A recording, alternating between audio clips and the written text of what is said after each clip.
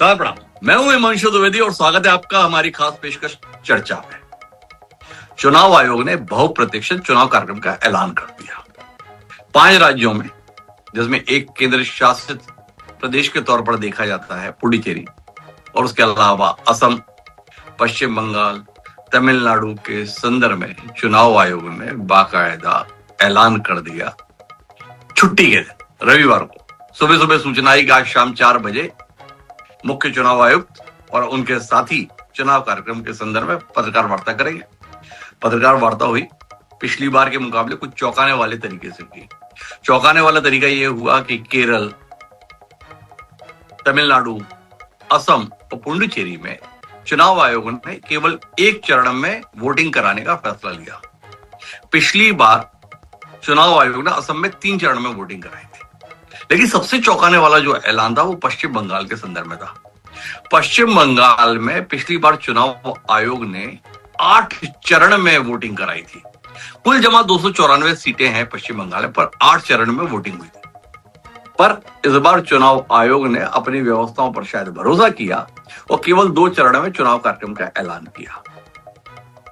पहले शुरुआत असम से होगी और सबसे आखिरी में जो वोटिंग का कार्यक्रम है वो पश्चिम बंगाल और तमिलनाडु के संदर्भ में 2 चरण में वोटिंग होनी है। कार्यक्रम घोषित हो गया।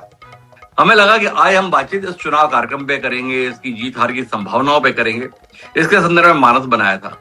पर दोपहर होते होते एक धमाकेदार खबर आई कि चुनाव आयोग ने अपनी तैयारियों के मद्देनजर पश्चिम बंगाल में आधा दर्जन अफसरों के तबादले कर दिए। निष्पक्ष चुनाव की अभिलाषा के तहत यह कदम उठाया गया, यह बताया गया। और इस निष्पक्ष चुनाव कराने की प्रक्रिया के तहत पश्चिम बंगाल के डीजीपी को हटा दिया गया है, पश्चिम बंगाल के मुख्य सचिव को हटा दिया गया है, पश्चिम बंगाल के गृह सचिव को भी हटा दिया गया है और साथ ही साथ कोलकाता के पुलिस कमिश्नर को भी हटा दिया गया है। इसके अलावा 2 और अधिकारी, जिसमें एडीजी लॉ एंड ऑर्डर को भी हटा दिया गया है। तो कुल मिलाकर चुनाव का आगाज अफसरों पर गाज, ये हमारा विषय है। 5 राज्यों में चुनाव होना है। 5 राज्यों में चुनाव के दौरान ऐसा नहीं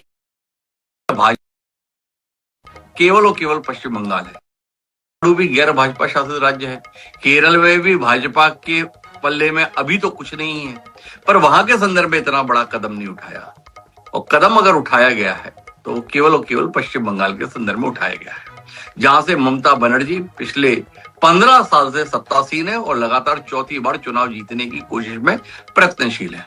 तो आज हम इसी पर बात करेंगे कि ये परिवर्तन वाकई निष्पक्ष चुनाव के लिए है। क्या अधिकारी किसी राजनीतिक दल के साथ इतने प्रतिबद्ध हो जाते हैं कि लोकतंत्र की सबसे मूल कार्य अर्थात चुनाव के संदर्भ में भी निष्पक्ष तरीके से अपने दायित्व का निर्वहन नहीं करते हैं?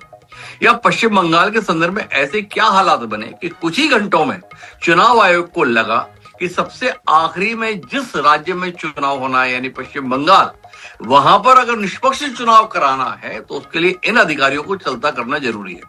चुनाव आयोग ने इन्हें हटाया नहीं है, साथ साथ निर्देश दिया है कि इनकी पदस्थापना किसी भी ऐसी जगह पर नहीं की जाएगी जो चुनाव कार्य से संबंधित हो। तो आज इसी पर बात करते हैं। हमारे साथ इस विमर्श का हिस्सा बनने के लिए कुछ खास मेहमान हैं। हमारे साथ संजय चक्रवर्ती हैं, जिस तृणमूल कांग्रेस का एक तरफा शासन पश्चिम बंगाल में लगातार बना हुआ है। पिछले चुनाव में तृणमूल कांग्रेस ने एक तरफा जीत हासिल की थी। 294 में से 215 सीट तृणमूल कांग्रेस को आई थी। वो तृणमूल कांग्रेस परिवर्तन को लेकर क्या सोच रही है, इस बात को करने के लिए हमारे साथ संजय चक्रवर्ती होंगे, पर इस समय हमारे साथ सुमित मेहरोत्रा जी जुड़ चुके हैं, जो तृणमूल कांग्रेस के प्रवक्ता हैं। हमारे साथ कुशल पांडे जी हैं, जो भारतीय जनता पार्टी का पक्ष रखने के लिए हमारे साथ मौजूद हैं। और इन दोनों के बीच हमारे साथ एक ऐसा शख्स मौजूद है जो 2 दृष्टि से हमारे बीच में बात रखेंगे। बतौर प्रशासनिक अधिकारी एक लंबा कार्यकाल उनका रहा, और साथ ही साथ जिस चुनाव आयोग के कदम पर हम बात करने जा रहे हैं उस चुनाव आयोग में भी वह लंबे समय तक देश के उप निर्वाचन आयुक्त की भूमिका निभा चुके हैं। सेवानिवृत्त आईएएस अधिकारी डॉक्टर आलोक शुक्ला जी हमारे साथ चर्चा के लिए खासतौर पर मौजूद हैं। और इन सबके बीच खरी बात कहने के लिए प्रेम कुमार जी भी हमारे साथ जुड़ चुके हैं, जो किसी परिचय के मोहताज नहीं है, वरिष्ठ पत्रकार हैं। जब भी ऐसे नाजुक मसले होते हैं वो हमारी चर्चा का अनिवार्य हिस्सा होते हैं। आप सबका स्वागत है। चर्चा की शुरुआत हम सुमित मेहरोत्रा जी से करेंगे, लेकिन उससे पहले कुछ बयानों पर दृष्टि डाल लेंगे। सुमित जी को मदद रहेगी अपनी बात को विस्तार के साथ हमारे कार्यक्रम में रखने के लिए। कुछ चुनावों से जो डेट आते हैं और दिए जाते हैं और जिस तरह से फेज बनाए जाते हैं वो तो मुझे तो लगता है कि भाजपा के कन्वीनियंस से बनते हैं। किया है 4 राज्यों का और 1 यूनियन टेरिटरी का अनाउंस किया है, पर जो कार्रवाई हो रही है तबादले की वो सिर्फ वेस्ट बंगाल में हो रही है। दिख रहा है किस तरीके का एक खौफ बना हुआ है ममता बनर्जी को लेकर, जहां पे वो उम्मीद कर रहे हैं साम दाम दंड भेद का इस्तेमाल कर उनको उनकी जगह से हटाया जाए। इलेक्शन कमीशन सही उनका पास जानकारी है क्या, ये नीच तक करना चाहिए। जो थानादार है वो CIC को भी चेंज करना चाहिए। मामला तो बंद नहीं है, इलेक्शन कमीशन के ऊपर हमारी उम्मीद है इस बार पिछले जितना भी एक्सपीरियंस है वो लेते हुए अच्छा तरीके से करेगा। तो गलत कदम है हमारे ख्याल में, पश्चिम बंगाल के खिलाफ एक ठो कदम है। हम ये नहीं चाहते, इससे चुनाव परिचालना करना और भी मुश्किल हो जाएगा। Description of the election commission, निष्पक्ष चुनाव कराना इलेक्शन कमीशन का दायित्व बनता है और पश्चिम बंगाल की जनता को वो एक फ्लॉलेस वोटर लिस्ट उपलब्ध कराना और उसको इंटिमिडेशन हटा के भय मुक्त परिवेश में चुनाव में शामिल होने का दायित्व देना, ये चुनाव आयोग का काम बनता है। तो लोग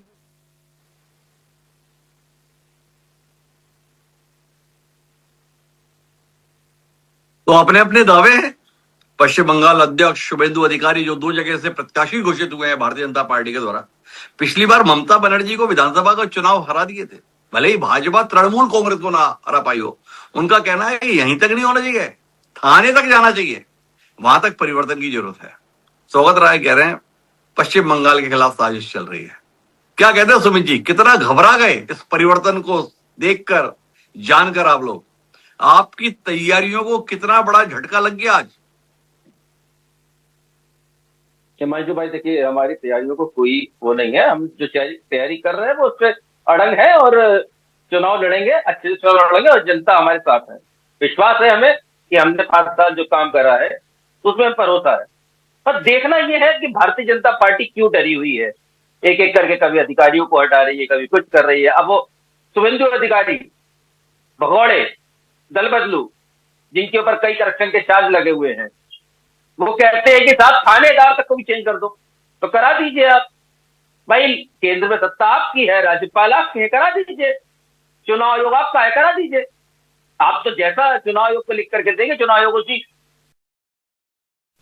आप चुनाव कराने जा रहे हैं बंगाल में, किस उस पर कराएंगे आप? FIR कंप्लीट हुआ नहीं है, वोटर लिस्ट आई नहीं है, फाइनल डाटा इन्होंने दिया नहीं है, किस बेस पे कराएंगे आप? क्या करना चाहते हैं भाई? चुनाव आप कराने जा रहे हैं, चुनाव आयोग कराने जा रहा है, तो देखना चाहिए ना बंगाल में हमने फाइनल डाटा दिया नहीं है कि किसके नाम कटे हैं, किसके नाम रह गए हैं, कौन जो जिंदा था हमने किसको मार दिया है, किसको नहीं मारा है, किसके वोट काटे हैं। ये कई बातें हैं इसमें। ये तो आप भी जानते हैं हिमांशु भाई कि आज चुनाव आयोग जिस तरीके से निष्पक्ष, हम लोग कहते हैं निष्पक्ष चुनाव आयोग, क्या निष्पक्ष चुनाव आयोग है क्या?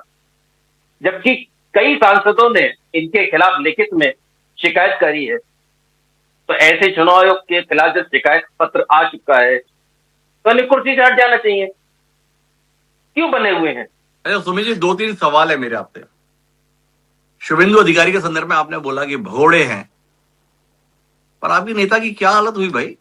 जिसे आप भगोड़ा बता रहे हो उससे हार गई आपकी नेता, जो पश्चिम बंगाल के आपके अनुसार आवाज है।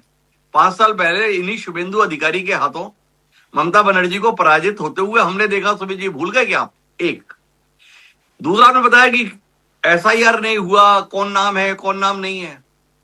तो ममता बनर्जी धरने पे क्यों बैठ रही थी? वो बता रही थी 63 लाख काट दिए गए हैं। तो वो 63 लाख क्यों काट दिए गए हैं?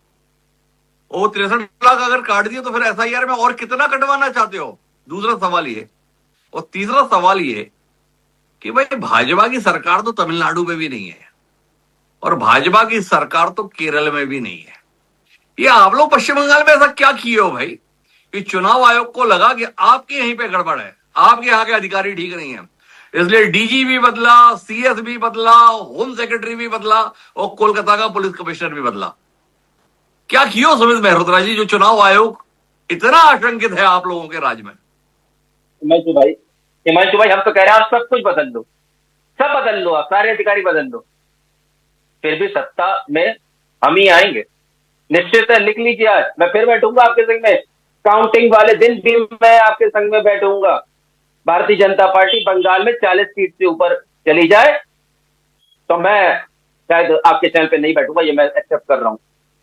40 सीट, मैं बहुत ज्यादा कह रहा हूं, 40 सीट। बंगाल की स्थिति अब की बार कुछ अलग ही होगी। आप देखिए 2000। अच्छा एक बार बताओ मेहरोत्रा जी, आपने दावा तो बहुत दमदारी से किया कि अगर भाजपा 40 भी पहुंच जाए तो आप चैनल पे नहीं बैठोगे। ये बताओ कि पिछली बार क्या गड़बड़ किए थे आप लोग, जो 3 से भाजपा 77 पे पहुंच गई, और इस बार क्या आपने नुस्खा निकाला है कि भाजपा को अब की बार 40 भी नहीं आएगी जिसके पास 77 है? 77 अब कहां रह गए? 10 विधायक तो छोड़ के भाग गए ना, 10 विधायक तो छोड़ के भाग गए। अच्छा, मतलब जो आपके पास आए हैं उन्हें भी आप भगोड़ा ही कहते हो, जो आपके पास आ गए? अरे ये भगोड़ा फिर कोई, हिमांशु भाई ये मेरा शब्द नहीं है, ये मेरे बोल नहीं है, ये इनकी भारतीय जनता पार्टी के राष्ट्रीय अध्यक्ष नितिन नवीन जी ने शब्द दिया है भगोड़ों को कि अब की बार हम भगोड़ों और दल बदलुओं को टिकट नहीं देंगे। ये तो भारतीय जनता पार्टी बताए ना, हमने कोई शब्द नहीं दिया है, हम नहीं कह रहे भगोड़े। ये तो भारतीय जनता पार्टी कहती है ना, भगोड़े भगोड़े भगोड़े। ये तो भारतीय जनता पार्टी के राष्ट्रीय अध्यक्ष कह रहे हैं, हम क्या कह रहे हैं भाई? हम तो कहते हैं कि भैया दल। अभी तो आपने कहा ना कि भाग गए, अब आपके पास आए तब भी आपने भागा हुआ बता रहे हो, तो हमने पूछ लिया भाई आप उनके इसी निगाह से देखते हो क्या? कह रहा हूँ हिमांशु भाई मैं तो अभी भी कह रहा हूँ कि बहुत से ऐसे नाम है भारतीय जनता पार्टी के, कुछ बड़े नाम है जो घर वापसी करना चाह रहे हैं, पर शटर बंद करा हुआ है उनके लिए दीदी ने कि भैया आप जहां पे हो चुनाव वहीं पे लड़ो, आप जहां पे हो चुनाव वहीं पे लड़ो, क्योंकि जनता उन्हें हराने वाली है।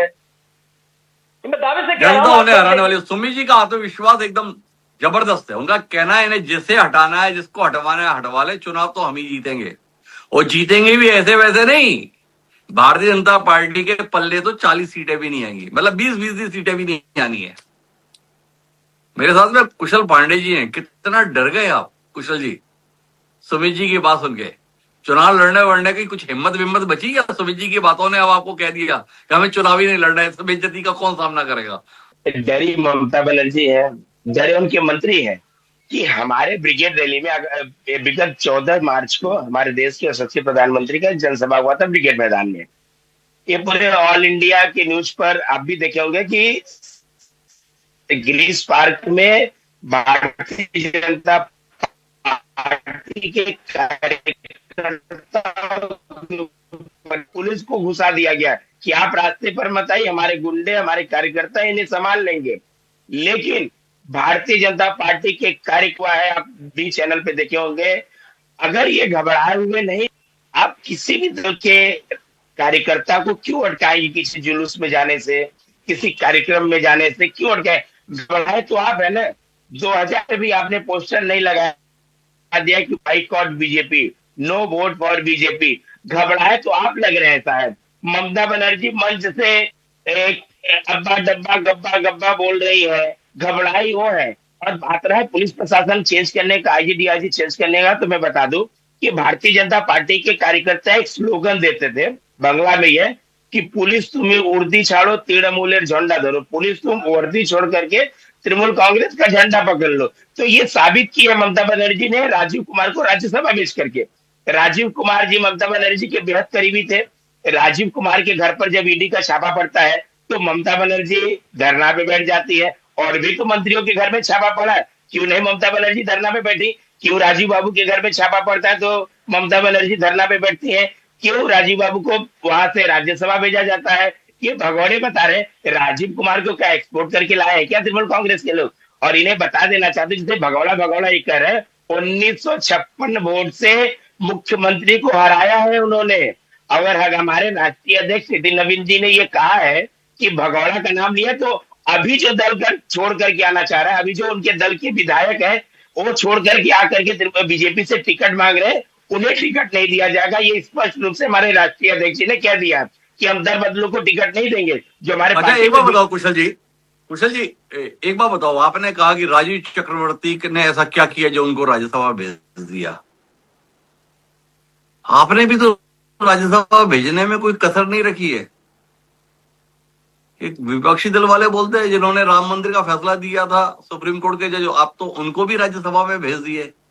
तो राजीव चक्रवर्ती को भेजा जाना डील है, तो आप भी कई आईएएस को या तो गवर्नर बना रहे हो या आप राज्यसभा में भेज रहे हो, जजेस को भी आप अलग अलग जगहों पर भेज रहे हो, तो वो भी किसी डील का हिस्सा रहता है क्या? क्योंकि राजीव चक्रवर्ती को अगर राज्यसभा भेज दिया ममता बनर्जी ने, तो आपको उसमें डील दिखाई दे रही है। जिन भी आईएएस को या आईपीएस को या जो राम मंदिर के लिए हमारे 7वें कोर्ट में केस लड़े हैं, तो राम मंदिर का जो केस लड़े हैं, अगर उन्हें राज्यसभा भेजा जा रहा है तो हमें नहीं लगता कि किसी को आपत्ति होनी चाहिए। लेकिन जो वर्दी पहन करके तृणमूल कांग्रेस का काम किया है भारतीय जनता पार्टी के कार्यकर्ताओं को, जो कि उनके ऊपर कोई केस नहीं है, उनको गिरफ्तार किया है। मैं बताया ना कि मैं ब्रिगेड वाले दिन का मैं आपको एक वीडियो दिखाता हूं, हमारी महिला मंडल अध्यक्ष है, उनके ऊपर में तृणमूल कांग्रेस के मंत्री के ही लोग, एक पुरुष उनके पीछे में लात मारते, डायरेक्ट वीडियो घुमा घुमा करके दिखाया जा रहा है। वो अभी तक अरेस्ट नहीं हुए, गिरफ्तार नहीं हुए।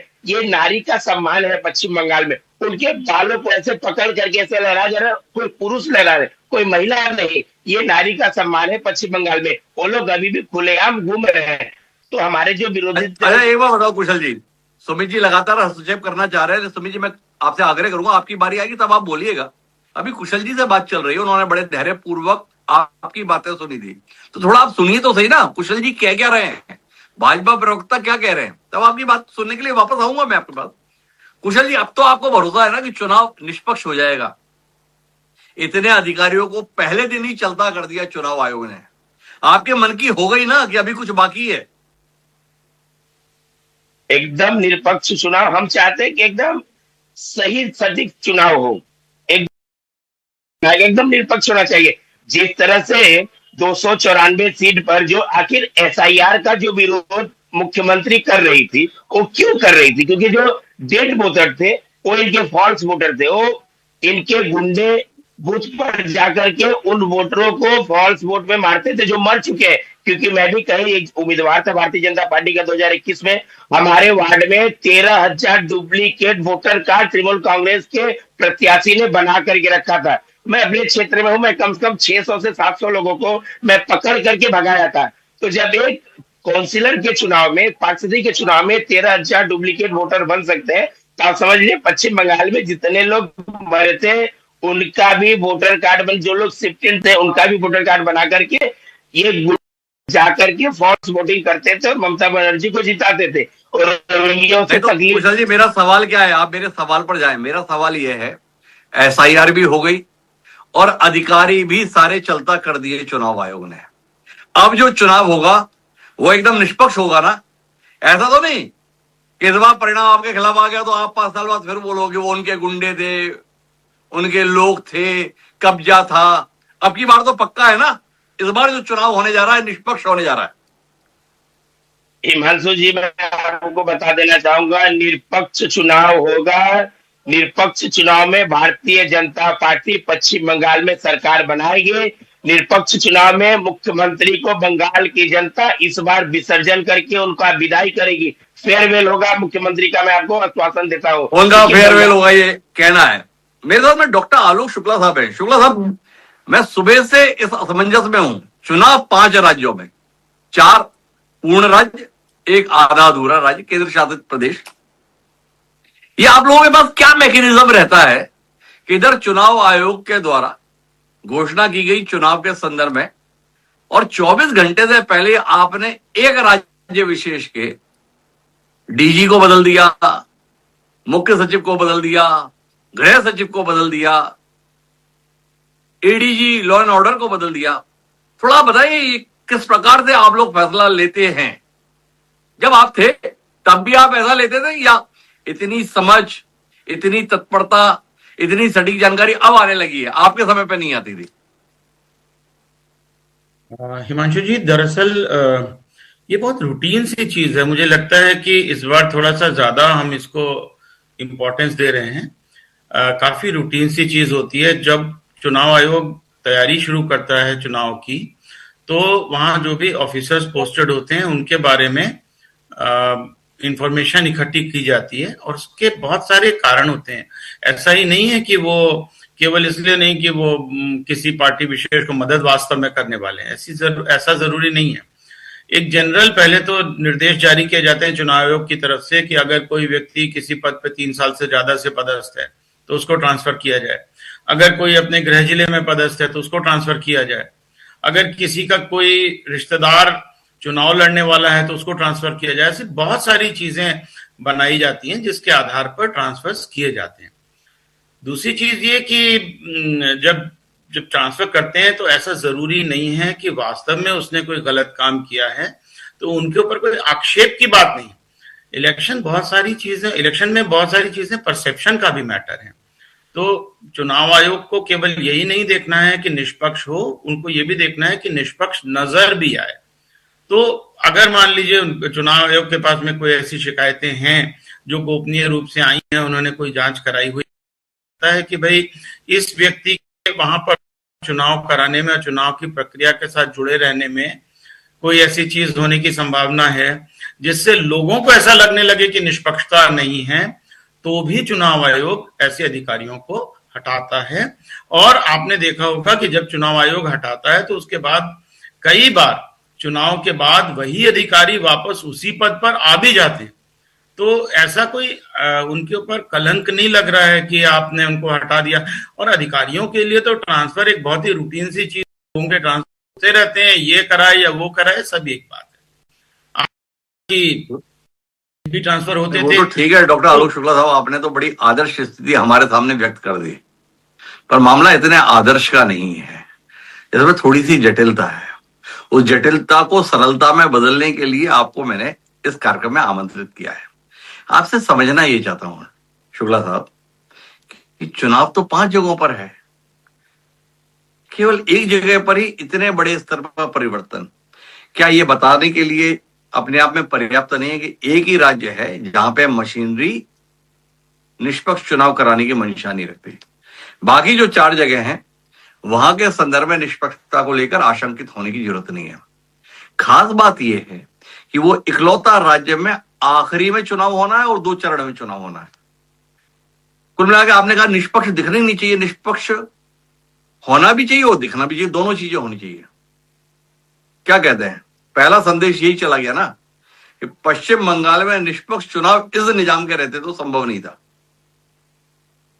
अब ये जो ट्रांसफर हुए हैं ये इनका आधार क्या है और चुनाव आयोग ने ऐसा निर्णय क्यों लिया, इसके लिए ये जानकारी तो मुझे नहीं है। मैं आजकल चुनाव आयोग में नहीं हूं तो मुझे नहीं मालूम कि उन्होंने किस आधार पे लिया है, लेकिन मैं ये मानता हूं कि उनके पास आप चुनाव आयोग में भले नहीं है डॉक्टर आलोक शुक्ला साहब, पर एक विद्वान व्यक्ति हैं, इस देश के सम्मानित नागरिक हैं, इस देश के घटनाक्रम पर लगातार निगाह रखते हैं, लिखते पढ़ते रहते हैं।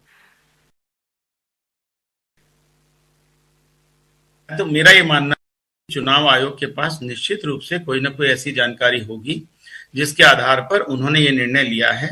और जहां तक पहले ही दिन निर्णय लेने का सवाल है, वो देखिए आदर्श आचरण संहिता तुरंत लागू हो गई सभी प्रदेशों में और चुनाव की तैयारियां भी सभी प्रदेशों में चल रही हैं। तो ऐसी स्थिति में यहाँ पहले और वहां बाद में ऐसी कोई बात नहीं है। रह गया ये ऐसी कोई बात नहीं। डॉक्टर आलोक शुक्ला जी का कहना है भाई आचार संहिता लग गई ना, अब उनके अधिकार में, उनके पास सूचनाएं रही होंगी, तो जब सूचनाएं रही हैं तो उसके अनुसार कदम उठा लिया। क्या कहते हो प्रेम कुमार जी, आपके मन में देश के चुनाव आयोग के प्रति कितना सम्मान बढ़ गया, कितनी आपकी आस्था इस व्यवस्था के प्रति और ज्यादा बढ़ गई कि देखो चुनाव आयोग ने कुछ घंटे ही लगाए अपनी सूचनाओं के अनुसार कदम उठाने में, और पश्चिम बंगाल के संदर्भ में बतौर एक जिम्मेदार पत्रकार कितना आश्वस्त हो गए कि इस बार पश्चिम बंगाल में चुनाव निष्पक्ष होंगे, निर्बंध होंगे, निर्भीक तरीके। जी हिमांशु, मैं शुक्ला जी की बात से आगे बोलता हूं कि देखिए आज अखिलेश यादव ने एक बयान दिया कि चुनाव आयोग चुनाव आचार संहिता लागू होने के बाद कुछ राज्यों में तो डीजीपी भी बदल देता है, मुख्य सचिव भी बदल देता है, लेकिन उत्तर प्रदेश में ऐसा क्यों नहीं होता है? वो पूछ रहे थे कि जहां बीजेपी की सरकार होती है वहां पर डीजीपी और मुख्य सचिव बदलने उसके पास वहां सूचनाएं नहीं होती किसी किस्म की, और सारी सूचनाएं उनको वहां होती है जहां अपोजिशन की सरकार होती है। ये बात बहुत गंभीर है, आरोप भी है और इसमें सब्सटेंसेस भी हैं, तो इसलिए इसको इनकार भी नहीं कर सकते। दूसरी बात यह है, दूसरी बात यह है कि जो चुनाव आयोग आज आचार संहिता लागू करता है और अगले दिन ईडी सीबीआई के छापे शुरू हो जाते हैं उसी स्टेट में, तो आचार संहिता का इन छापों से भी कोई संबंध है क्या? ये भी तो दिखता है ना, दिख रहा है लोगों को। और केवल पश्चिम बंगाल में आपने एक बड़ा गंभीर सवाल किया था कि ऐसा क्या है कि पश्चिम बंगाल में ही चुनाव तो तमिलनाडु में भी हो रहे हैं, केरल में भी हो रहे हैं, वहां पर वो बातें नहीं दिख रही जो पश्चिम बंगाल में दिख रही। तो यहां इसका मेरे मन में जो जवाब है वो ये है कि फोकस कहां है? बीजेपी का फोकस केरल और तमिलनाडु नहीं है, क्योंकि उनकी चुनावी संभावनाएं वहां ज्यादा नहीं होती हैं। बीजेपी को उम्मीद है पश्चिम बंगाल में जहां 3 से 77 हो जाती है, जहां उसका वोट परसेंट 38% तक जा चुका है और 10% का फासला है, किसी तरीके से 4-5% वोट बढ़ गए तो फिर वो चुनाव जीत सकती है, स्टेट में आ सकती है। तो ऐसे में सारा फोकस बीजेपी का वही है। तो प्रेम कुमार जी, नहीं, बीजेपी का फोकस है ये तो ठीक है, पर क्या आप इस बात से इत्तेफाक नहीं रखते हैं कि पिछले कुछ समय से पश्चिम बंगाल की जो प्रशासनिक मशीनरी है उसका और ममता बनर्जी का परस्पर समन्वय कुछ ऐसा लगता था जैसे राजनीतिक दल के कार्यकर्ता के तौर पर व्यवहार हो? क्या आपको नहीं लगता है कि इस आचरण ने इस कदम को तुरंत अमल में लाना जरूरी कर दिया? देखिए, ये आरोप पश्चिम बंगाल सरकार पर पहले लगे हैं और ये भी आरोप, इसको इनकार नहीं कर सकते, ममता बनर्जी के खिलाफ, उनकी सरकार के खिलाफ बहुत सारी शिकायतें हैं।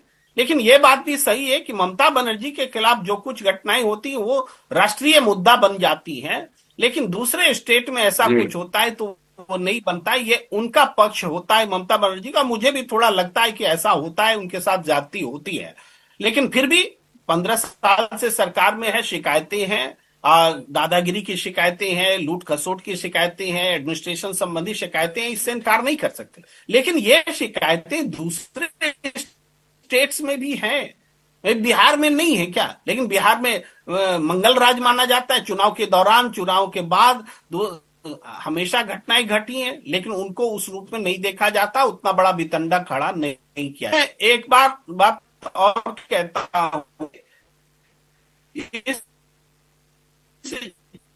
चुनाव के दौरान जैसे आज ही बीजू जनता दल के दौरान एक महिला विधायक बीजेपी की वो वोट देती है, उनसे कुछ गलती हो जाती है, तो चुनाव में दोबारा वोट देने का ऑप्शन होता है क्या किसी भी चुनाव में?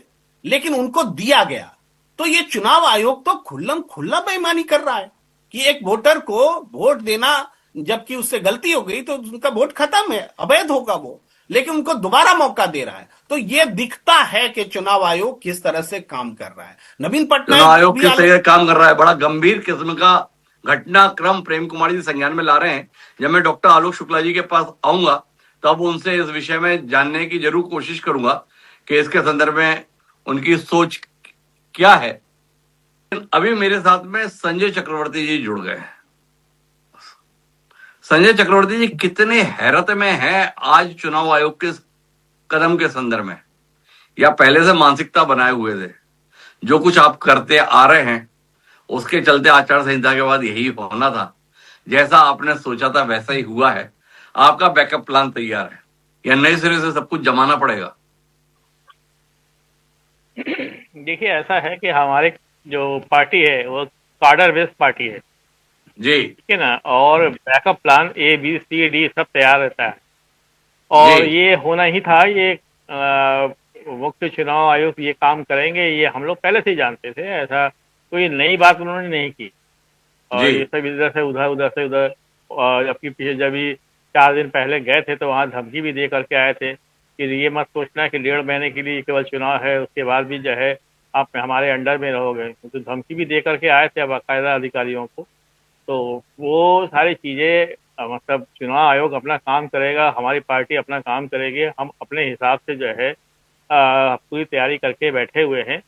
और हमारा जो बैकअप प्लान है वो पूरी तरीके से रेडी है। और इतना मैं आपसे बता दे रहा हूँ, मैं फिर कह रहा हूँ कि जो 38% पिछली बार वोट आया था, वो 38% से अब ये बहुत तेजी से नीचे गिरेगा। ये 20-22%, 25% के अंदर ही इनका रह जाएगा। और हम तब लगभग 230 से 235 सीटों पे हम मतलब विजय पाएंगे। साम दाम दंड भेद हर तरीके से इन्होंने वोट काटने से लेकर के सब सारा कुछ कर दिया। यहाँ तक इंतजार नहीं किया कि सुप्रीम कोर्ट का जो फैसला आने वाला है वहां तक का इंतजार नहीं हुआ। अब सुप्रीम कोर्ट क्या फैसला देती है कि आधार कार्ड के बल पे जो है वोट डाला जा सकता है कि नहीं डाला जा सकता है, ये देखने वाली बात ये होगी। क्योंकि अभी भी सुप्रीम कोर्ट का फैसला आना बाकी है पश्चिम बंगाल के अच्छा चक्रवर्ती साहब, एक बात बताओ, आपने ये बताया कि 38% वोट आया था भारतीय जनता पार्टी का पिछली बार, इस बार इनका वोट 20-22% ही आएगा। तो इस भरोसे की वजह क्या है? ये SIR में जो वोट कटे 66 लाख, वो क्या भाजपा के कट गए? मतलब क्या भाजपा प्रवक्ता हमारे साथ में जो कुशल पांडे जी हैं, SIR में उनका निपटारा आप लोगों ने पूरा करा दिया क्या? इसलिए आपको उम्मीद है कि इस बार इनका 20-22% वोट ही रह जाना है, बाकी आपका पूरा बना रहना है। ऐसा SIR को कैसे मैनेज कर गए आप? FIR तो भाजपा की लिए जो है, उन्होंने बिहार में अगर जो FIR पे चुनाव हुआ था वो एक संयोग था, बंगाल एक प्रयोग है। अभी प्रेम कुमार जी की मैं बात सुन रहा था कि इनका टारगेट केरल और तमिलनाडु नहीं है, इनका पश्चिम बंगाल टारगेट है। ये सोचते हैं कि पश्चिम बंगाल हम जीत जाएंगे तो उसके बाद जो है हम किला फतह कर लेंगे नॉर्थ साइड, ईस्टर्न साइड से। लेकिन ये दिवा स्वप्न है, ये सपना देखना कोई बुरी बात नहीं है। भाजपा के अभी मैं प्रधानमंत्री के स्पीच भी मैं सुन रहा था, तो वहाँ चाय के बगान में जाकर के उन्होंने कहा कि हम यहीं से चाय लेकर के जाते थे और जो है 60 साल पहले वड़नगर में जाकर चाय बेचा करते थे। मतलब कहाँ तक कब तक बेवकूफ बनाओगे, कितने लोगों को ये सब बातें बता के यहाँ से मेरा पुराना नाता है, वहां से मेरा पुराना नाता है, मेरी माँ को गाली दी, मेरे पाप को गाली दी, मुझे गाली दी, और ये गाली के नाम पे है बंद कराना, ये सारी चीजें, ये नाटक नौटंकी अब खत्म हो चुकी है। अब गैस सिलेंडर जो नहीं मिल रहा है उसके लिए मेरे ख्याल से नेहरू जी जिम्मेदार होंगे शायद, ये भी आएगा सामने। और मतलब देखो संजय, आपने मेरी बात का उत्तर नहीं दिया। आपने कहा प्रधानमंत्री वड़नगर चाय पे चले गए, मैंने तो केवल इतना पूछा कि भाई आपने एक आकलन दिया इनका 22% वोट आएगा, और उससे पहले आप चिल्ला रहे थे SIR में वोटर कट गए, वोटर कट गए, वोटर कट गए। कितने कट गए? तकरीबन कितने? 63 लाख 65 लाख वोटर कट गए। तो आपसे मैंने केवल इतना पूछा संजय जी कि ये जो वोटर कटे हैं ये सारे भाजपा के कोर वोटर निपट गए क्या SIR में, जो आपको अपने लिए आंकड़ा इतना अनुकूल और भाजपा के लिए इतना प्रतिकूल लग रहा है? कुशल पांडे जी की तो आप पूरी जमीन ही खींच ले रहे हैं, तो SIR आपके अनुसार हो गई क्या? नहीं, SIR से कोई मुद्दा ही नहीं है। मुद्दा ये है देश की समस्याओं का कोई सरेंडर, समस्याओं का कोई जो है समाधान देश के अंदर दिख नहीं रहा। मोदी जी अब नरेंद्र मोदी ना होकर सरेंडर मोदी हो चुके हैं। जो अमेरिका आदेश देता है उस पर पालन करते हैं और देश की जनता जानती है। अच्छा एक बात बताओ, आपने फिर कहा कि समस्याएं नहीं दिख रही। यह मुअज्जम और पंडितों की समस्या आपको चुनाव की घोषणा के 1.5 घंटे पहले क्यों दिखी? वो ममता दीदी ने 500 रुपए बढ़ा दिया भाई, मानदेय। 5 साल सरकार चलाने का मौका मिला, 1.5 घंटे पहले याद आया अरे इनकी का मानदेय बहुत कम है, बढ़ाना पड़ेगा। कौन सी घबराहट में ये फैसला लिया, थोड़ा बताओ ना चक्रवर्ती साहब। हम लोग तो चुनाव के पहले बढ़ाया है। बिहार में तो चुनाव के दिन तक पैसे बांटे गए, चुनाव के दिन तक लोगों के अकाउंट में पैसे बांटे गए। हम लोगों ने मतलब आप इसी रास्ते पर चल दिए हो जिस रास्ते पर ये चले थे, ये बता रहे हो आप? आपने बिहार पे तो देखा होगा, चुनाव के दिन तक लोगों के पास पैसे बैठे गए। महाराष्ट्र में आपने देखा है करोड़ों करोड़ों रुपए जो है बरामद हुए, बाकायदा पैकेट में जो है नोट डाल डाल के जो है लोगों को दिए गए कि जो है वोट डाला जाए। तो ये धंधेबाजी जो है कहीं ना कहीं जो भाजपा ही सिखाती है सबको कि किस तरीके से सीख गए ना भाजपा से, आप मान रहे हो ना, भाजपा सिखाती है और अब टीएमसी भी सीख गई है। बिल्कुल, बस फॉलो करना पड़ेगा ना भाई। ऐसा है कि शेर के साथ लड़ना है तो शेर बनकर के ही लड़ना पड़ेगा। चलो कुशल जी, बधाई हो आपको। चक्रवर्ती जी बोल रहे हैं शेर से लड़ना है तो शेर बन के ही लड़ना पड़ेगा, लेकिन कितनी बड़ी परेशानी हो गई आपके लिए। संजय जी बता रहे हैं आपके दाव हम भी सीख गए हैं, जो खेल आप खेलते हो वो खेल में उन्होंने भी निपुणता हासिल कर ली है। आपका क्या होगा कुशल जी? देखिए, शेर से लड़ने के लिए शेर नहीं बनना पड़ता, शेर से लड़ने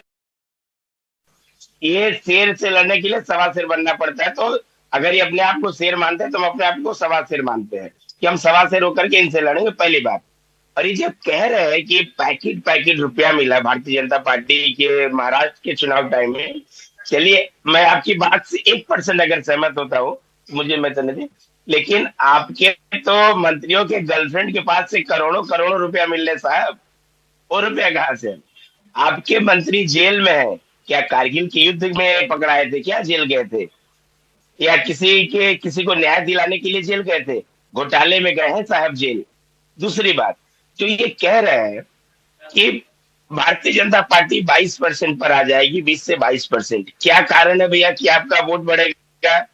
साल 2 साल के अंदर में आर्जिकर अस्पताल में हमारी बहन के साथ में गैंग रेप किया गया, उसका हत्या कर दिया गया, खुलेआम हत्यारे घूम रहे हैं, जो उसमें अधिकारी शामिल थे, जो गुंडे शामिल थे, वो बाहर घूम रहे हैं।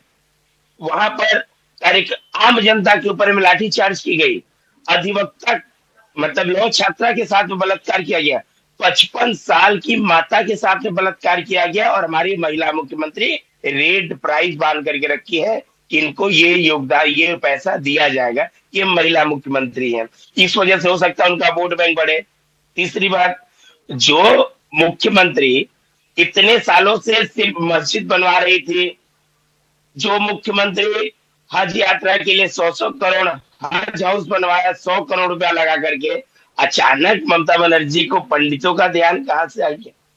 अचानक ममता बनर्जी को दुर्गा मंदिर और राम मंदिर बनाने का ध्यान कहां से आ गया? और ये जो जगन्नाथ मंदिर बनाई है, एग्जाम्पल देती है मुख्यमंत्री कि हमने जगन्नाथ मंदिर बनाया, तो एक कहावत कहा गया अपने हिंदी में कि खिसियाई बिल्ली खंभा नोचे। जगन्नाथ मंदिर में मुख्यमंत्री को घुसने नहीं दिया गया था, इस वजह से आकर के जगन्नाथ मंदिर बनाई। मुख्यमंत्री 2011 से जब से सत्ता में आई है तब से सिर्फ और सिर्फ मुस्लिम तुष्टिकरण का राजनीति कर रही है हमारे भारत में। एक बार बताओ कुशल जी, मेरा एक सवाल है, इतनी ही बुरी नेता है अगर ममता बनर्जी, इतना ही खराब उनका प्रशासन है, इतना ही अराजक उनका शासन है, तो हम लोग तो ये मानते थे कि पश्चिम बंगाल तो इस देश के सबसे पढ़े लिखे, भद्र, सुसभ्य, सुसंस्कृत लोगों का प्रदेश है। उनकी समझ का एक लंबा इतिहास है। ये इतना गया गुजरा नेता पश्चिम बंगाल को 15 साल से पसंद क्यों आ रहा है? कुशल जी थोड़ा बताओ ना आप, ये पश्चिम बंगाल की पसंद इतनी घटिया क्यों है भाई, जैसा आप बता रहे हो? मैं उसी पर जा रहा हूं। देखिए, जो हमारे बंगाली समाज के लोग होते हैं ना चक्रवर्ती बाबू, ये बंगाली समाज का जो दिल होता है ना बहुत बड़ा होता है भाई साहब। मैं आपको बताना चाहूंगा हिमांशु जी कि भद्र बंगाली मतलब अच्छा बंगाली, अच्छा इंसान का सर्टिफिकेट सिर्फ पूरे भारत में अगर किसी को मिला है तो बंगाली। मैं गर्व से कहता हूं कि मैं बंगाल का निवासी हूं, मैं गर्व से कहता हूं कि मैं बंगाल डॉक्टर श्यामा प्रसाद मुखर्जी के धरती पर हूं, स्वामी विवेकानंद जी के धरती पर हूं। लेकिन यही बंगाल में जब हमारे मुर्शिदाबाद से यही बंगाली हिंदू पलायन करते हैं तो ही मुख्यमंत्री और उनके मंत्री मुंह पर ऐसे टेप लगा करके बैठे रहते हैं। 27 सालों तक कांग्रेस को इन्होंने मौका दिया, 34 साल, जो कि बंगाल को पूरा खखोल करके खत्म कर दिया, बंगाल की संस्कृति को खत्म कर दिया वामपंथियों ने। संस्कार और संस्कृति दोनों खत्म कर दिया। उनको ये भाई साहब लोग 34 साल तक रखे कि 34 साल लगा उनको समझने में, तो 15 साल मुख्यमंत्री हो गई है कि चल चुका है कि भारतीय जनता पार्टी के ही हाथों बंगाल का विकास होना है। डबल इंजन की सरकार आएगी, बंगाल का विकास होगा। मुख्यमंत्री के हाथों भैया श्यामा प्रसाद मुखर्जी तो 50 के दौर में हुआ करते थे, 75 साल में आप पश्चिम बंगाल का भरोसा नहीं जीत पाए। इस बार कौन सा अलादीन का चिराग है? जब नरेंद्र मोदी जी के नेतृत्व में प्रचंड बहुमत देश में आ रहा था तब भी आपको सीटें नहीं मिली। अब तो नरेंद्र मोदी जी भी 240 सीटें ही उनके नेतृत्व में लेकर आप लोकसभा में आए हैं, तो अब आप अपने लिए उम्मीद कैसे कर रहे हो भाई? आंकड़े तो आपके खिलाफ जा रहे हैं।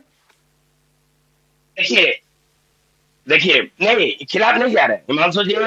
2016 का वोट परसेंटेज देखिए, 2019 का वोट परसेंटेज देखिए, 2021 का वोट परसेंटेज देखिए और 2024 का वोट परसेंटेज देखिए।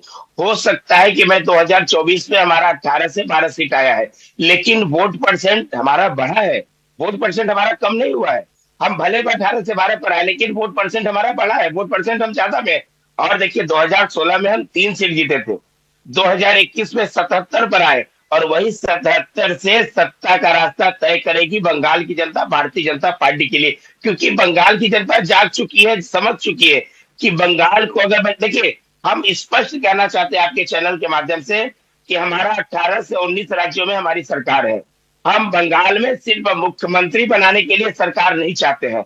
हम बंगाल में अपना मंत्री और विधायक बनाने के लिए सरकार नहीं चाहते हैं। हम पश्चिम बंगाल की अस्मिता को बचाने के लिए सरकार बनाना चाहते हैं। हम पश्चिम बंगाल के संस्कार को बचाने के लिए सरकार बनाना चाहते हैं। हम पश्चिम बंगाल में हो रहे माताओं बहनों के साथ में जो अत्याचार हो रहा है उसके लिए सरकार बनाना चाहते हैं। पश्चिम बंगाल से युवा हमारे दूसरे अन्य राज्यों में जाकर के रोजगार कर रहे हैं, अपने परिवार को छोड़ के, अपनी बूढ़े माता बहनों को छोड़ करके, अपनी पिताजी को छोड़ करके उनको बंगाल में रोजगार देने के लिए हम बंगाल में सरकार बनाना चाहते हैं। हमारा लक्ष्य सिर्फ मुख्यमंत्री बनाना नहीं है, हमारा लक्ष्य बंगाल की अस्मिता को बचाना है। जो सपना है वो बताओ कुशल जी, वो आपने बताया कि 21 में, वर्ष 2021 में हमारी 77 सीटें आई।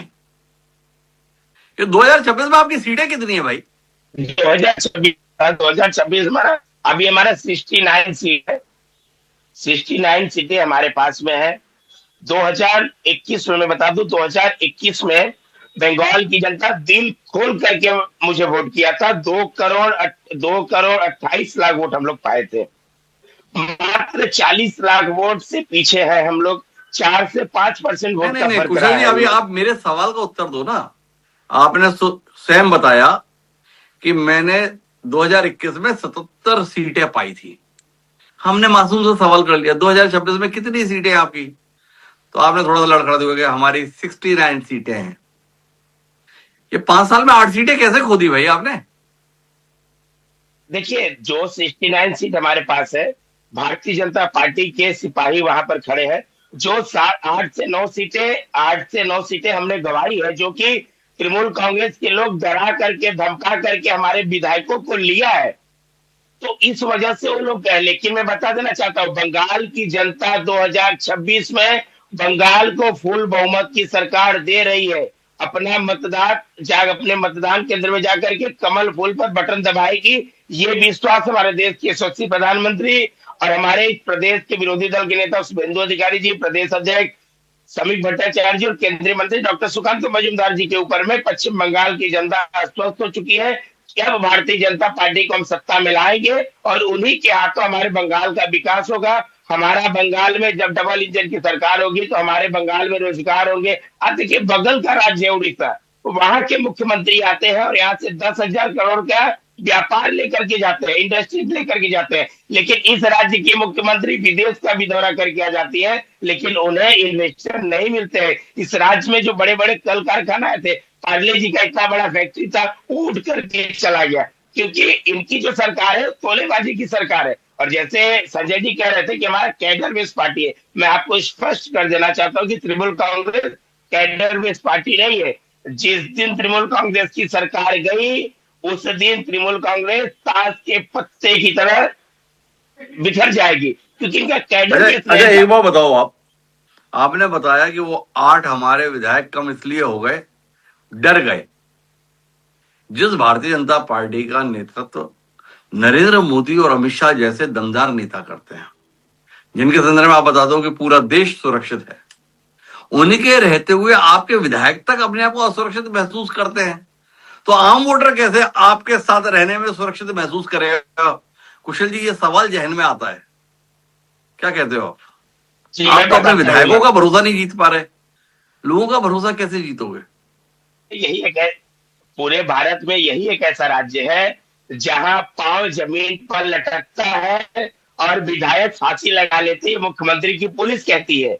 अब विधायक को फांसी पर मार करके एक लकड़ी के मतलब बरकशा में लटका दिया जाता, उनका पांव जमीन पर है, लेकिन यहाँ की पुलिस कहती है कि उन्होंने आत्महत्या कर लिया। जिस राज्य में विधायक सुरक्षित, राज्य में सांसद में जानलेवा हमला किया जाता है, जिस राज्य में हमारे राष्ट्रीय अध्यक्ष आते हैं तो उनके ऊपर लाठी, बोतल, ईंट बरसाए जाते हैं, आप कैसे मान सकते हैं कि उस राज्य में विधायक और सांसद सुरक्षित होगी? वहां की अच्छा, एक बात बताओ फिर तो कुशल जी, मेरा एक सवाल है, जिस देश का नेतृत्व नरेंद्र मोदी जैसा चमत्कारिक व्यक्तित्व करता हो, जिस देश के गृह मंत्रालय की कमान अमित शाह जैसे दमदार नेता के हाथ में हो, वहां पर एक राज्य में इतनी अराजकता कैसे रह गई? क्या किया आप लोग? क्या कदम उठाए आप? क्यों राष्ट्रपति शासन लागू करने में आपके हाथ पैर कांप गए? अगर वाकई हकीकत में चीजें इतनी खराब थी तो क्यों बर्दाश्त किया आपने पश्चिम बंगाल को इतना बर्बाद होने के लिए? हमारे देश के रही है, लेकिन अन्याय के खिलाफ लड़ना हमारा अधिकार है। अन्याय के खिलाफ लड़ करके हम सत्ता में आएंगे और बंगाल की जनता में सत्ता में प्रदेश अराजकता में चला जाए फिर भी राष्ट्रपति शासन नहीं लगाएंगे और बता रहे ये हमारी नीति नहीं है, तो उत्तराखंड में राष्ट्रपति शासन क्यों लगा था? ये सवाल जहन में आता है। मुझे आखिरी दौर की बातचीत के लिए डॉक्टर आलोक शुक्ला जी के पास और प्रेम कुमार जी के पास आना है, पर चक्रवर्ती साहब कुछ हस्तक्षेप करने जा रहे हैं, संक्षिप्त में उनका हस्तक्षेप सुनते हैं। जी संजय जी। अभी जो है ये दुनिया जहान के आरोप लगा रहे थे कि किसी ने फांसी लगा दी, वो दंगा हो गया, ऐसा हो गया। एनसीआरबी का डेटा मानते हैं कि नहीं मानते हैं आप लोग? एनसीआरबी का डेटा सरकारी डेटा है, उसके डेटा को मानते हैं ना?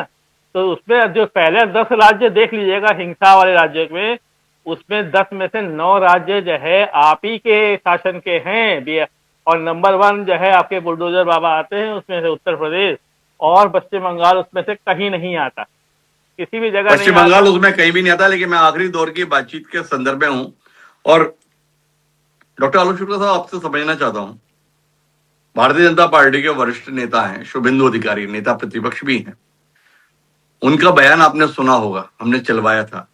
उन्होंने कहा इतना पर्याप्त नहीं है परिवर्तन की जरूरत तो थानेदार लेवल तक हटाने की है। ये कितना व्यवहारिक है? आपने तो लंबे समय तक देश में अलग अलग हिस्सों में चुनाव कराए हैं, कितने नीचे तक जाएंगे आप? कहां तक हटाएंगे? देखिए, इलेक्शन कमीशन को हर स्तर के ऐसे अधिकारियों को हटाने का अधिकार है जो चुनाव की किसी भी चीज में भाग लेते हैं, और ऐसे बहुत सारे अवसर आए हैं जब थानेदार को भी हटाया गया है, कलेक्टर को, एसपी को भी हटाया गया है, छोटे बड़े सब प्रकार के अधिकारियों को हटाया गया। लेकिन इसका तात्पर्य ये बिल्कुल भी नहीं है कि सारे अधिकारियों को हटाना अनिवार्य है। जिन अधिकारियों के खिलाफ कोई शिकायत है, चुनाव आयोग को उसके ऊपर जांच करके अपना मन बनाना पड़ता है।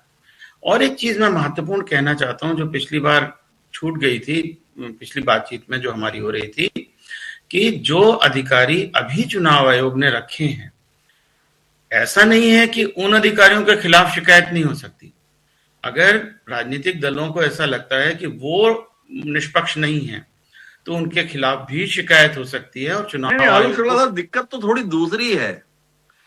एक वर्ग देश में ऐसा है जिसका मानना है कि चुनाव आयोग ही निष्पक्ष नहीं है। प्रेम कुमार जी बड़े पत्रकार हैं, वरिष्ठ पत्रकार है, वो भी यही मंशा जारी कर रहे हैं और उनकी दलील है। इस दलील को शायद आप करेक्ट कर पाए या उन्हें गलत ठहरा पाए, आप जैसा विद्वान हमारे साथ में है। उन्होंने कहा कि जहां पर भी भाजपा शासित राज्य हैं वहां पर मुख्य सचिव को हटाने की जरूरत नहीं पड़ती, वहां पर डीजीपी को हटाने की जरूरत नहीं पड़ती, वहां पर होम सेक्रेटरी को हटाने की जरूरत नहीं पड़ती। जितने भी गैर भाजपा शासित राज्य होते हैं वहीं पर चुनाव आयोग को ऐसी जरूरत क्यों महसूस होती है? थोड़ा ज्ञानवर्धन कीजिए ना डॉक्टर आलोक शुक्ला साहब, आपके होने का कुछ तो लाभ मिले हम सब लोगों को। हिमांशु जी देखिए, मैं जब जब मैं वहां था उस समय ऐसा कुछ भी नहीं होता था। हम लोग बहुत ध्यान रखते थे। और हाँ, ये जरूर कहना चाहता हूं कि जिस भी राज्य में जो रूलिंग पार्टी होती है उनके प्रति चुनाव आयोग में हमेशा थोड़ा सी ये भावना रहती है कि क्योंकि ये वर्षों से शासन करते आए हैं तो शायद ऐसी भावना दूसरी पार्टियों में हो सकती है कि इनके कुछ लोग हैं। तो चुनाव आयोग थोड़ा सा ये ध्यान रखता है कि रूलिंग पार्टी के प्रति चुनाव आयोग थोड़ा ज्यादा कठोर होता है और अपोजिशन के प्रति चुनाव आयोग हमेशा थोड़ा सा नर्म होता है। अब अभी जो बातें चल रही हैं उसमें एक बात मैं जरूर कहना चाहूंगा, मैं प्रेम कुमार जी से इस मामले में सहमति व्यक्त करता हूं कि चुनाव आयोग को जो सबसे बड़ी चीज करनी है वो ये करनी है कि जो विपक्षी दल हैं और सभी राजनीतिक दल हैं उनमें ये बात आए कि चुनाव आयोग पर उनको विश्वास है। यदि चुनाव आयोग पर विश्वास नहीं होगा राजनीतिक दलों को तब फिर चुनाव की निष्पक्षता पर ही प्रश्न खड़े होने लगेंगे। और ये थोड़ा दुर्भाग्यपूर्ण से विपक्षी दल के चुनाव आयोग के ऊपर आरोप लगा रहे हैं। और चुनाव आयोग पहले कुछ समय से चुनाव आयोग और खासतौर पर मुख्य चुनाव आयोग भी निशाने पर है। अब प्रेम कुमार जी, डॉक्टर आलोक शुक्ला साहब कह रहे हैं कि चुनाव आयोग को ध्यान रखना चाहिए। और निष्पक्षता का भरोसा जागेगा कैसे? विपक्ष तो मुख्य चुनाव आयुक्त के खिलाफ अविश्वास प्रस्ताव लेकर आया हुआ है लोकसभा में। संसद में लोकसभा सदस्यों के भी हस्ताक्षर हैं और राज्यसभा के सदस्यों के भी हस्ताक्षर है। महाभियोग लाना चाहते हैं। क्या कहते हैं आप? पश्चिम बंगाल का नतीजा तो जो होगा सो होगा। चुनाव आयोग की साख कैसे बचेगी? आपको नहीं लगता ये भी एक बड़ा संकट हो गया? निश्चित रूप से हिमांशु जी चिंता का विषय तो है ही। आयोग को लेकर के ही सवाल उठ रहे हैं। महाभियोग तक लाने की तैयारी हो चुकी है, प्रस्ताव भी जा चुका है। तो ये चिंता का विषय तो है, लेकिन एक दिन में ये जमा नहीं हुआ, ये भी बात है। आप एक दो उदाहरण ही रखता हूं। देखिए, नरेंद्र मोदी जी के खिलाफ में शिकायत होती है लोकसभा चुनाव के दौरान, तो चुनाव आयोग उनको नोटिस नहीं देता है, वो जेपी नड्डा जी को नोटिस देता है। ऐसा व्यवहार चुनाव आयोग किसी दूसरे दल के साथ करता दिखा क्या? और भी नरेंद्र मोदी जी ने एक बार युवाओं से वोट मांगा था, वो सेना के नाम पर, जो पहलगाम जो हमला पुलवामा वाला कांड हुआ था। तो उसके बाद 2-1 से वर्डिक्ट आया था चुनाव आयोग का। इस बात को छिपाया गया था और बाद में जब ये बात सामने आई तो तीसरा जिसने डिसेंट नोट दिया था उनके घर में सीबीआई, ईडी, आईटी सब लोग को दौड़ा दिया गया। ये भी तो देश के सामने है ना। तो चुनाव आयोग का सदस्य ही चुनाव आयोग से विक्टिम भी है, तो विश्वास कैसे पैदा होगा? ये तो सवाल बहुत बड़ा है। एक के बाद एक, मेयर का जो चंडीगढ़ का उदाहरण है उसमें सब कुछ प्रूव हो गया। एक दिन की भी सजा हुई क्या उस व्यक्ति को जिसने चुनाव को लूट लिया, जिसने एक पार्टी के फेवर में फैसला दे दिया? यहां तो जुडिशियरी पर भी सवाल है, चुनाव आयोग पर तो है ही।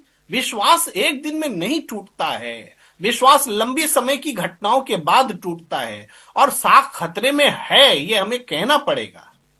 तो जी, तो साख खतरे में ये हमें कहना पड़ेगा, प्रेम कुमार जी का कहना है। तो कुल मिलाकर 5 राज्यों के चुनाव के संदर्भ में निष्पक्ष चुनाव हो, यह तो जरूरी है, पर इससे भी ज्यादा जरूरी देश के संदर्भ में लगता है कि चुनाव आयोग की साख बनी रहे, बची रहे। जिस आधार पर लोकतंत्र चलता है, अर्थात चुनाव, वो चुनाव कराने वाली संस्था को ही एक राजनीतिक दल के तौर पर पक्षपाती रूप में देखा जाएगा, तो फिर लोकतंत्र के प्रति लोगों का भरोसा कैसा रहेगा? और ये दौर उस कालखंड में है जिसके संदर्भ में देश का सबसे बड़ा राजनीतिक दल ये दावा करता है कि उसके पास चमत्कारिक नेतृत्व है। अर्थात नरेंद्र मोदी जैसा नेतृत्व जब पार्टी के पास है तब किसी संस्थान विशेष की विशेष अनुकंपा की जरूरत ही क्या है? अगर जनता के स्तर पर ही नेता को समर्थन है तो अतिरिक्त तौर पर समर्थन जुटाने के लिए ऐसे प्रयासों के संदर्भ में संशय के बादल पैदा ही क्यों होने दिए जाए? चुनाव आयोग की अपनी जिम्मेदारी तो ठीक है, पर लगता है कि समय आ गया है जब देश का सबसे बड़ा राजनीतिक दल भी अपने स्तर पर कुछ ऐसे कदम उठाए जिससे लोकतंत्र और देश की निष्पक्षता के संदर्भ में आम जनता का भरोसा बढ़ पाए। ये जिम्मेदारी नरेंद्र मोदी और अमित शाह के स्तर पर कहीं जाता है। उम्मीद करते हैं कि ये दोनों नेता कोई ऐसी पहल करेंगे जिससे संस्थानों के प्रति लोगों का भरोसा बढ़ेगा और बरकरार रहेगा। इस अपेक्षा के साथ आप सभी मेहमानों का बहुत बहुत धन्यवाद हमारे साथ इस चर्चा का हिस्सा बनने के लिए। आज के इस कार्यक्रम में इतना ही। दीजिए मुझे इजाजत।